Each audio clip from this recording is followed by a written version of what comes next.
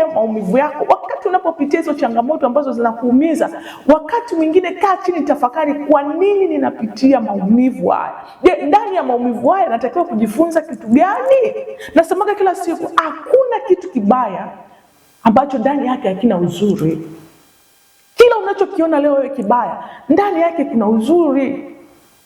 Ndani yako iko neema. Jaribu kutafakari mambo katika uzuri, usitafakari katika ubaya. Wakati jambo baya linapokuja kwenye maisha yako, chukulia kama fursa ya wewe kujifunza kwamba kuna mahali gani nimekosea ili niweze kurekebisha. Kwa nini naumia? Kwa nini jambo hili linaniumiza?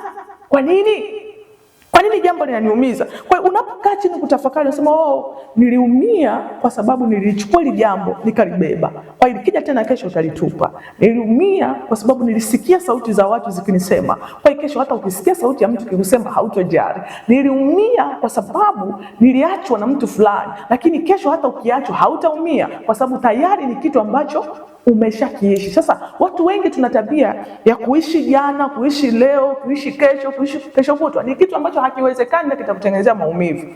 Umeumizwa jana, leo unataka uishi maisha yale ya kuumia.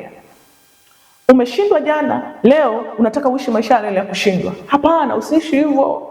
Wakati umeshindwa jana, lazima ukiamka leo uitafakari leo, jana nilikosea wapi? Jana nilikosea wapi? Kwa hiyo wakati pale ulipokosea jana, ni lazima ukae na utafakari, ujue ni namna ipi inaweza kufanya ili kurekebisha yaliyotokea jana yasitokee leo.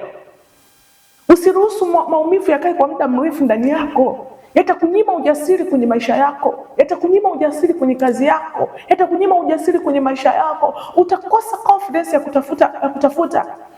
Unaenda kazini unakosa amani, unaweza kuona kuongelesha unakosa amani kwa sababu ya mtu mmoja tu amekuumiza, kwa sababu ya kitu kimoja tu kinakusumbua. My dear, naomba utulie na kuombea katika jina la Yesu.